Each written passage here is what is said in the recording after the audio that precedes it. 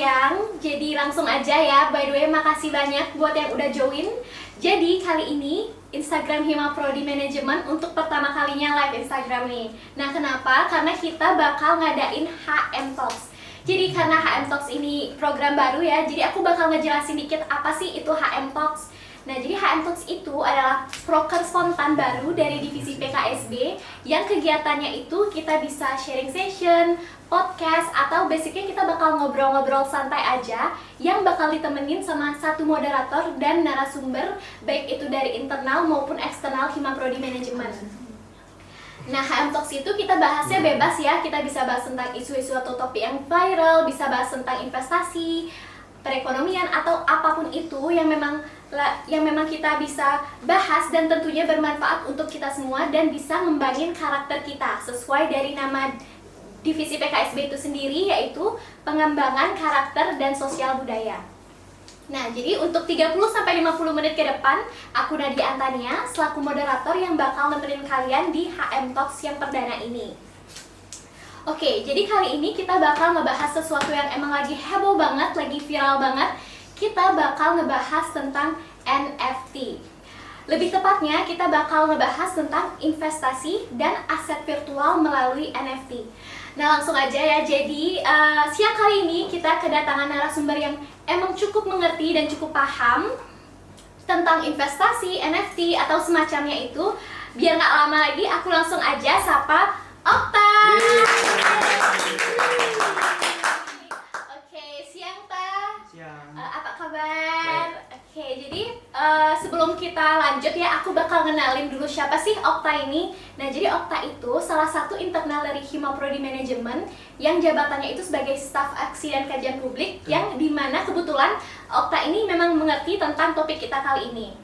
Oke, nah sekarang kita ngobrol-ngobrol santai aja Ta. Jadi kemarin kan kemarin aku udah baca nih tentang NFT kayak gitu di Google. Nah, katanya NFT itu non-fungible token atau investasi turunan dari kripto. Nah, penjualannya itu juga aku emang udah baca, kalau dirupiahkan itu kalau nggak salah sampai beratus-ratus triliun gitu.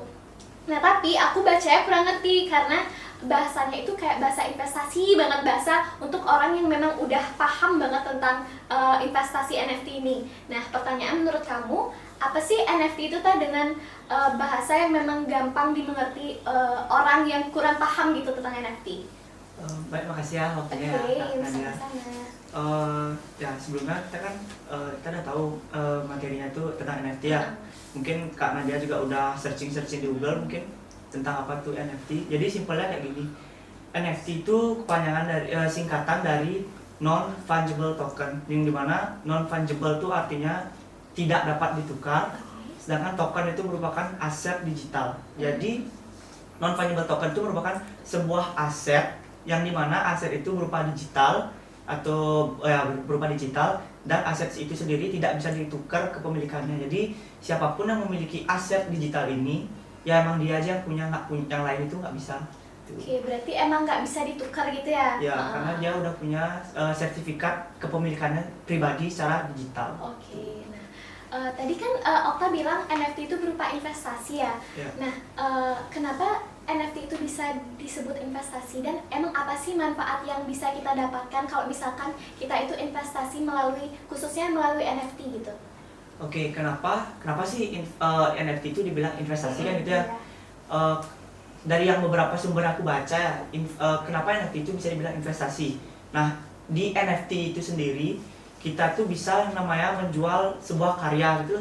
Karya itu bisa berupa video, foto, ataupun kayak modelnya kayak animasi 3D gitu loh. Nah, animasi 3D yang kita buat atau karya-karya yang kita buat itu nantinya kita NFT-kan. Di NFT-kan itu artinya dibuatkan sebuah sertifikat kepemilikan pribadi untuk siapapun pembelinya gitu. Nah, kenapa sih ini tuh dibilang investasi, NFT itu bisa dibilang investasi? Nah, karena sistem NFT itu sendiri, nah NFT itu kan dia punya platform gitu, marketplace lah modelnya. Namanya bisa dicek di websitenya, namanya OpenSea.io. Nah, itu tuh bisa kalian akses kalau emang mau beli NFT. Nah, bisa dibilang investasi karena kenapa?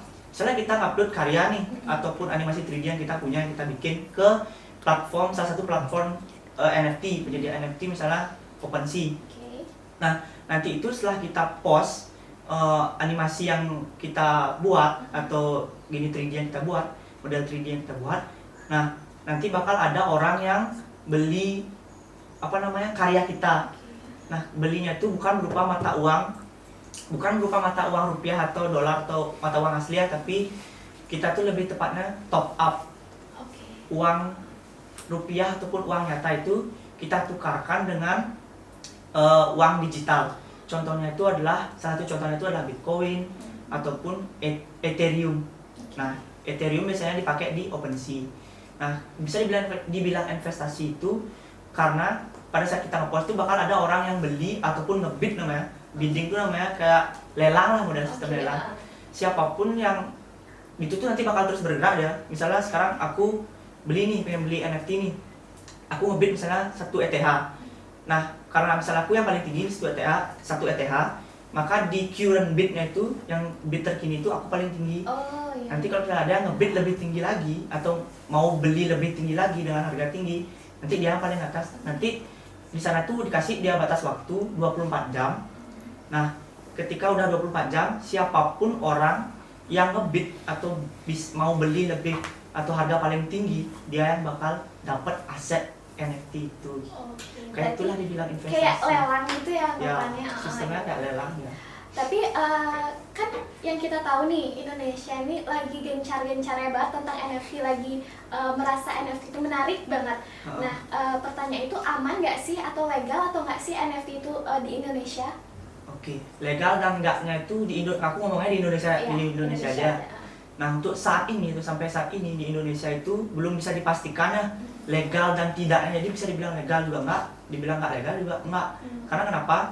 Pihak berwenang, terutama ini OJK yang menangani bidang keuangan itu, dia nggak punya wewenang untuk menstop atau memberikan ini legal, ini enggak. Karena kenapa? Karena yang dijual di NFT itu bukan instrumen keuangan kayak kita yang tahu tuh trading itu kan sekarang marak ya. Trading yang udah ketangkep, broker segala macam. Itu sistemnya bukan kayak gitu. Karena di NFT itu yang kita jual itu adalah karya. Dalam artian animasi 3D atau para animator tuh berkreasi menjual karyanya. Jadi OJK juga nggak bisa dia menyidak ataupun menstop karena emang bukan instrumen keuangan dan bukan kewenangannya dia. Nah, karena karya ya. Ya, karena yang dijual tuh karya. Sedangkan pemerintah juga belum menyediakan payung hukumnya atau regulasinya untuk NFT itu sendiri karena belum ada kasus yang dilaporkan terkait penipuan. Iya, ngerti.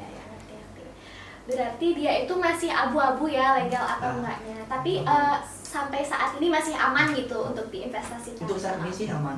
Oke. Nah, kita ini kan masih muda ya, masih perlu banget investasi, apalagi investasi kayak jangka panjang maupun juga jangka pendek sebenarnya. Nah, menurut kamu itu perlu nggak sih kita generasi muda berinvestasi, tapi investasinya itu khusus NFT gitu? Oke, kalau kita sebagai generasi muda ya, kalau aku saranin sih, kalau kita tahu atau mungkin orang-orang yang belum tahu apa sih itu NFT, jangan coba-coba untuk langsung terjun beli aset beberapa ETH gitu di NFT. Karena kenapa? Di setiap investasi apapun itu pasti tentunya kan ada risikonya ya. Nah, kita juga NFT itu karena baru, kita belum tahu loh risiko terbesar atau terburuk dari kita main NFT itu apa. Jadi untuk saat ini, kalau saranku sih lebih baik kita tuh investasi yang ya modelnya kayak obligasi, kayak kita beli surat obligasi dari suatu perusahaan, atau mungkin yang punya uang berlebih bisa investasi ke tanah. Kalau kita emang belum tahu medannya NFT itu, lebih baik jangan, karena itu bersifat digital. Jadi salah-salahnya juga kita nggak tahu risiko apa yang bakal kita dapat gitu. Nah, belum ada regulasinya juga dari pemerintah. Nah, tadi kan Okta udah bilang ya, di NFT itu kreasi, banyak ada karya. Nah, contohnya apa sih kayak karya-karya itu, kayak lukisan atau apa gitu? Oke, kalau karya yang dijual di NFT itu bermacam-macam ya. Ya, kayak Kak Nat bilang lukisan, terus foto-foto. Tapi yang aku tahu di NFT itu kebanyakan kayak animator gitu loh, animasi gitu, animasi 3D. Tapi di setiap animasi yang dijual di NFT itu punya ciri khas sendiri. Kayak misalnya aku buat animasi nih, nah aku jual, yang aku punya tuh cuma satu aja aku jual. Jadi dia tuh langka. Nah itulah kenapa yang menyebabkan orang tuh berbondong-bondong membeli lebih mahal. Ya karena emang itu satu aja. Iya, karena langka itu berarti Karena ya. langka. Oh, iya. Tuh makanya dia dibilang investasi ya investasi karena kayak gitu. Oke, baik. Nah jadi nih kita kan NFT ini lebih booming lagi karena yang kita tahu Gozali. Ya. Nah pertanyaannya nih ya langsung aja, apa sih menurut kamu kira-kira alasannya Gozali gitu untuk dia tertarik ke dalam dunia NFT dan dia malah menjual foto-foto selfie-nya dia, bukan karya yang kayak kamu bilang kayak lukisan atau animasi atau apa gitu. Ya. Kalau ya Gozali ini kan kalian mungkin udah tahu ya, yang menonton di live ini, Gozali itu akhir-akhir ini booming karena dia menjual foto selfie-nya selama 3 tahun di NFT. Nah, kita juga mungkin kalian atau penonton-penonton yang di live itu udah pernah nonton podcastnya Deddy Corbuzier bersama Gozali ya. Di sana juga Gozali bilang, kenapa sih dia terjun ke NFT? Sebenarnya Gozali itu berawal dari keisengannya dia. Karena dia tahu NFT itu bisa laku bisa menguntungkan lah bagi dia. Nah, kenapa sih nggak buat yang beda? Di saat orang-orang tuh menjual karyanya, animasinya di NFT, kenapa sih aku nggak buat yang beda aja? Siapa tahu ada yang beli. Nah, berawal dari keisengan itulah dia coba-coba mengumpulkan fotonya dia, foto selfie-nya 3 tahun itu, lalu dia jual ke NFT. Nah, sebenarnya NFT itu emang awalnya diperuntukkan untuk yang namanya menjual karya 3D. Mungkin karena Gozali aja mungkin di Indonesia khususnya baru booming karena dia jual foto-foto selfie. Nah, setelah kejadian Gozali itu di Indonesia mulai tuh orang tuh salah tafsir terkait NFT. Malah yang harusnya NFT itu tempat untuk jual karya, kayak karya-karya animasi 3D, malah sekarang di NFT itu sempat aku buka juga aplikasi OpenSea, bukan aplikasi, website OpenSea itu.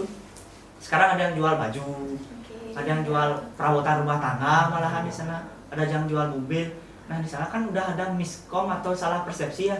Karena NFT itu sebenarnya menjual karya, bukan menjual barang kayak OLX itu bukan gitu. Itu berawal dari keisengan Gozali. Oh iya, berarti dia tuh mungkin mikir karena unik gitu ya, Ya. jadi bisa aja dibeli sama investor kayak gitu. Nah, orang tuh kan juga ngeliat, ini unik nih, beda nih sama yang lain kan jual karya 3D, kok ini foto selfie, ini orang tuh mau lo beli. Bahkan kalau kalian tahu Chef Arnold pun beli gininya Gozali, apa namanya, foto selfie-nya dia. Ya, seharga 0,5 Ethereum. 0,5 Ethereum itu berarti 25 juta. Karena satu Ethereum, karena ini kan Ethereum itu berubah-ubah ya harganya. Satu Ethereum itu sekarang sekitar 50 juta. Gitu, 50 juta rupiah. Nah, tadi kan kita udah bahas Gozali nih. Kita bahas dia ngejual foto-foto selfie-nya. Ya. Nah, ada nggak sih contoh NFT yang lain selain sekarang kan banyak kata yang unik malah dia ngejual perabotan rumah tangga, baju gitu. Nah, ada nggak sih contoh NFT yang sangat berpengaruh di zaman sekarang tapi yang bukan yang sembarang gitu? Oh ya, untuk gini ya NFT ya. Selain memang di Indonesia disalahgunakan, misalnya kita bisa kita bilang kayak gitu ya. Di NFT itu ada kok dia di aplikasi OpenSea itu modelnya kayak di TikTok ada kayak FYP itu. Misalnya kalau emang yang tinggi bidnya atau yang lelang itu dia bakal ke up ke atas. Nah, yang aku tahu ada satu NFT yang memang lagi terkenal ya sekarang. Itu dia tuh berupa kartun gambar, bukan bergerak sih kayak kartun biasa, tapi kartunnya tuh kartun bebek. Kartun bebeknya itu uniknya kenapa? Mukanya Elon Musk, founder Tesla gitu. Dan itu kan cuma ada satu nih, kalau NFT itu animasi kan cuma ada satu. Dan di sana juga ciri khasnya mukanya tuh muka Elon Musk. Ya orang tuh kayak unik gitu, ya tertarik kayak mengapresiasi lah karyanya. Itu kalau nggak salah laku sekitar berapa miliar tuh? 7 miliar kalau nggak salah aku baca tuh gininya. Apa namanya? Informasinya. Ya 7 miliar rupiah ya. Tuh. Berarti berarti tetap aja NFT itu masih ada karya-karya yang emang baik gitu ya, bukan yang sembarang gitu. Masih banyak banget. Itu yang modelnya jual-jual perabotan tuh hanya sebagian kecil aja. Itu pun orang-orang Indonesia aja yang ngisi. Kayak gitu. Mungkin karena emang dia salah persepsi ya, karena dari Gozali jual foto selfie jadinya orang tuh malah jual segala macam perabotan di sana gitu. Nah, dari semua info nih dari Okta yang mengenai NFT ini, menurut Okta pengen nggak sih bergabung di NFT? Kalau aku untuk saat ini tertarik atau enggaknya ke NFT itu belum sih ya. Belum. Karena kenapa? Pertama, aku belum bisa yang namanya buat animasi, itu pertama. Mungkin nanti kalau aku udah bisa buat animasi 3D mungkin bakal aku tertarik ke sana. Tapi untuk saat ini belum, karena aku pikir investasi di NFT itu untuk sekarang riskan. Pertama, payung hukum itu belum ada untuk NFT. Kedua, legal dan enggaknya juga masih abu-abu. Jadi masih 50-50 lo, takut juga resiko apa sih yang bakal aku dapat tuh aku belum tahu. Karena lebih baik investasi, kita buka usaha lebih baik untuk sekarang. Situasi Covid juga kan, buka usaha ataupun kita kalau punya uang berlebih investasi tanah yang nyata lah bener. Kalau itu kan kita nggak tahu NFT itu gimana lo sistemnya di dalam server itu. Jadi apapun itu pasti bisa aja terjadi loh, kayak penipuan segala macam gitu. Oke, nah dari yang info Okta juga nih tadi, menurut Okta itu sistem kerja NFT itu baik atau nggak sih, atau malah dia meribetkan? Maksudnya investasi itu kan kita maunya biar yang gampang gitu, yang simple. Nah, menurut Okta itu sistem kerja NFT itu gampang nggak sih? Kalau untuk sistem kerja kita kan nggak bisa lihat ya, karena dia itu berupa sistem yang mengatur NFT itu namanya blockchain. Nah, blockchain inilah sebagai security atau satpamnya NFT. Karena kenapa?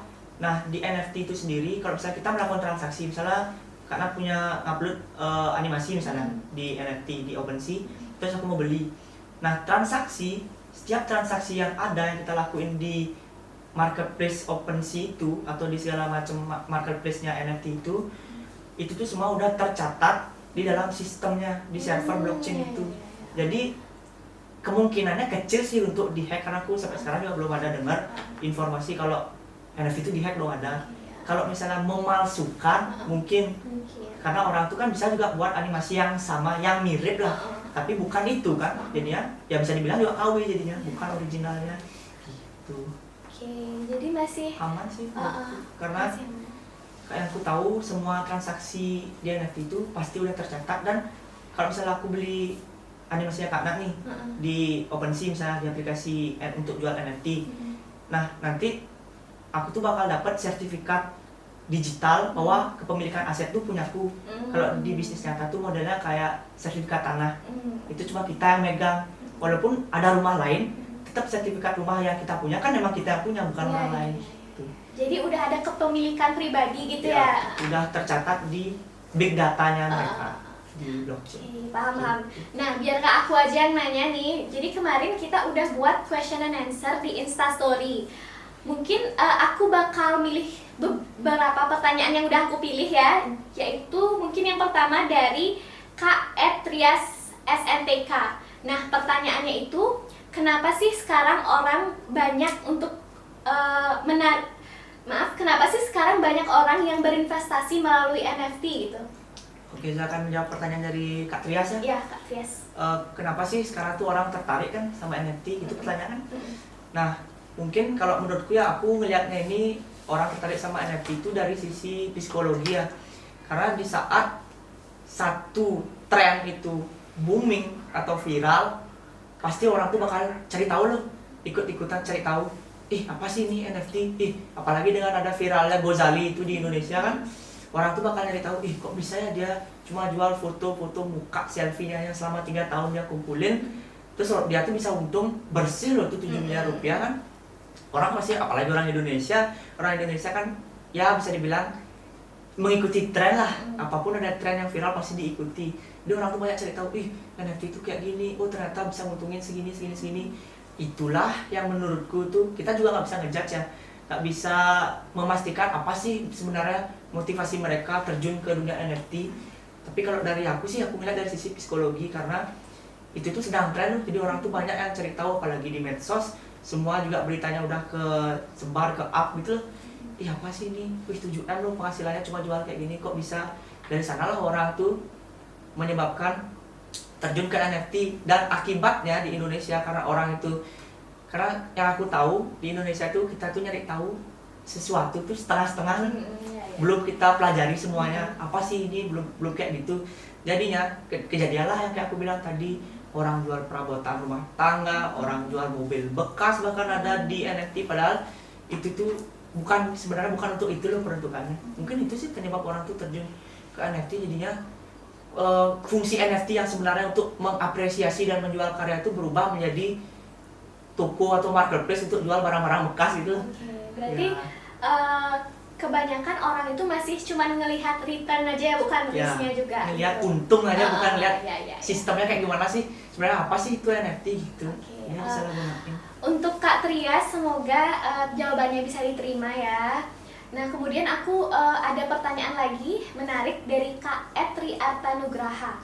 Gimana kira-kira masa depan NFT nanti? Apakah akan bertahan seperti aset-aset lain? Oke, kita cari pembandingnya. Masih juga pertanyaan dari Kak Etri Artanugraha. Bagaimana sih, pertanyaannya gimana sih masa depan dari NFT itu sendiri? Nah, kalau menurutku, kalau misalnya kita cari pembandingnya itu NFT dengan istilahnya investasi digital yang sejenis, menurutku sih kedepannya tuh masa depannya tuh akan cerah. Karena kenapa? Kita tahu belakangan ini Facebook dan Microsoft itu kan dua perusahaan besar di dunia ya. Dia itu punya project besar. Nah, project besarnya itu namanya Metaverse. Nah, apa sih Metaverse itu? Mungkin banyak yang belum tahu. Metaverse itu sendiri itu adalah dunia virtual. Jadi kayak modelnya kayak Zoom. Tapi kita tuh bukan berhadapan sama laptop, melainkan ada alatnya namanya VR atau virtual reality. Nah, itu tuh kayak kita pakai kacamata pintar. Jadi kalau misalnya kita rapat di mana, di kantor, kita cukup di rumah pakai kacamata, tapi kita tuh kayak berada di kantor itu. Ya kayak di film-film Hollywood lah yang biasa kita lihat, kayak film Kingsman kayak gitulah modelnya. Nah, karena Facebook dan Microsoft ini udah punya proyek besar, dan proyek besar ini juga udah disebar lah, udah banyak yang tahu loh. Jadinya NFT ini juga ada kaitannya dengan Metaverse. Apa sih kaitannya? Nah, NFT itu sendiri, nah kita bicara ke Metaverse dulu ya. Metaverse itu kan namanya dunia virtual.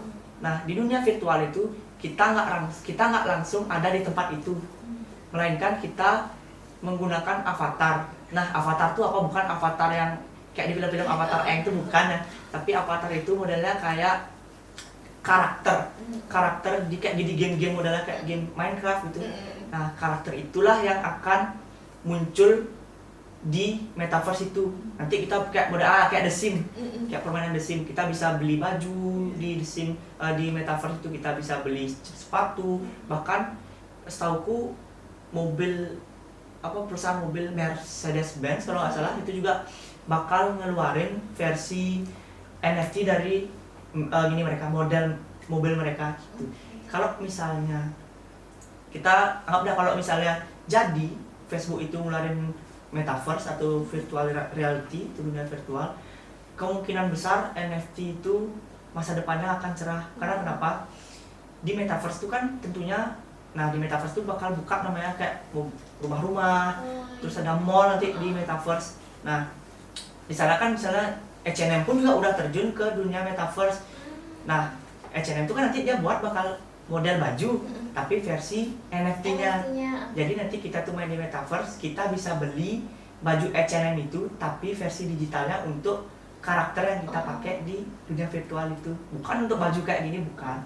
Berarti untuk avatar kita yang tadi itu ya? Untuk avatar kayak di The Sims itu lah modelnya. Kita beli baju bukan untuk kita, tapi untuk karakter kita di game itu. Tuh. Berarti masa depannya itu cerah dan masih bisa bertahan gitu ya? Ya, kalau misalnya Metaverse jadi, ya kemungkinan besar masa depannya akan cerah karena NFT itu sangat berkaitan dengan Metaverse. Pertama, sama-sama menggunakan sistem blockchain keamanannya. Kedua, sama-sama berupa digital. Nah, nanti kalau misalnya kita di Metaverse itu bisa beli tanah misalnya nih, tanah yang sertifikatnya kayak di dunia nyata itu kita dapat berupa kayak kertas gitu, buku sertifikat gitu. Kalau kita beli tanah di Metaverse, sertifikatnya itu berupa sertifikat digital atau aset digital ya, yang ujung-ujungnya juga bakal mengarah ke NFT itu sendiri. Karena Metaverse itu sebenarnya produk turunan juga dari NFT, itu simpelnya. Berarti untuk Kak Tri Artanugraha, semoga tadi jawabannya terjawab ya dan diterima. Jadi mungkin untuk yang join bisa nanya-nanya kalau ada pertanyaan. Bisa diulang. Oke, ini ada pertanyaan ya, satu dari Kak Sadu Wikayana. Pertanyaannya, mengenai fee itu dari mana sih ada penentuan atau pematokan setiap karya itu bisa dipatokan harganya? Oke, makasih pertanyaannya Kak Sadu. Pertanyaannya bagus sekali ya. Kalau misalnya kita ngupload di marketplace-nya NFT, khususnya yang aku bilang itu di OpenSea.io. Nah, itu tentunya kita juga kalau mau ngupload sebuah karya, itu kita perlu membayar fee. Nah, fee-nya itu kira-kira sebesar kalau dirupiahkan tuh 1 jutaan lah, 1 sampai 2 juta. Nah, dari mana sih patokan dari fee-nya itu? Kalau patokan dari fee-nya itu dia tuh berdasarkan dari websitenya sendiri. Emang websitenya itu udah matok kira-kira 1 sampai 2 juta kalau dirupiahkan. Kenapa kira-kira? Karena ETH itu sendiri kalau kita bertransaksi di NFT, khususnya di marketplace-nya di OpenSea, itu kan kita nukarkan harus uangnya itu uang asli kita ke Ethereum atau ETH. Nah, nilai Ethereum atau ETH itu berubah-ubah setiap saat, tergantung dari kayak modalnya Bitcoin itu kan berubah-ubah setiap tahunnya. Gininya apa namanya, nominalnya. Nah, jadi kita nggak bisa memastikan berapa juta sih sebenarnya, tapi kalau rentangannya itu kira-kira antara 1 sampai 2 juta rupiah untuk gas fee namanya, gas fee untuk ke aplikasi atau ke website OpenSea-nya itu sendiri. Setelah kita bayar menggunakan Ethereum dari penguploadan karya kita itu, setelah itu baru kita bisa open bid atau open lelang untuk mengundang orang-orang yang bakal beli yang namanya kreasi kita atau animasi karya yang kita buat di OpenSea. Nah, satu lagi keunikan dari NFT itu juga mumpung nyambung nih, OpenSea kalau kita udah ngupload yang namanya karya, itu setauku karyanya itu kalau mau dihapus harus dibayar lagi ke aplikasi, ke website itu. Jadi ada fee lagi yang kita keluarkan untuk menghapus karya itu gitu. Mungkin bisa dijawab ya, mungkin udah bisa dimengerti. Mungkin untuk Kak Sadu yang tadi nanya bisa diterima ya. Oke, baik. Mungkin karena udah beberapa pertanyaan udah aku jawab, mungkin kita bakal tutup live ini. Tapi sebelum kita tutup live ini, aku mau makasih banyak untuk Okta udah mau ngobrol-ngobrol santai di sini, bagi-bagi informasi. Jadi kesimpulannya, aku ngasih kesimpulan dulu ya. Jadi berarti NFT ini adalah investasi yang emang interesting banget, apalagi untuk kita yang anak muda. Nah, tapi kita juga nggak lupa sama risk and return-nya gitu kan ya. Jadi buat kalian yang emang mau nyoba, jadi coba aja. Tapi asal kalian tetap ngimbangin sama risiko-risiko yang tadi udah kita bahas ya.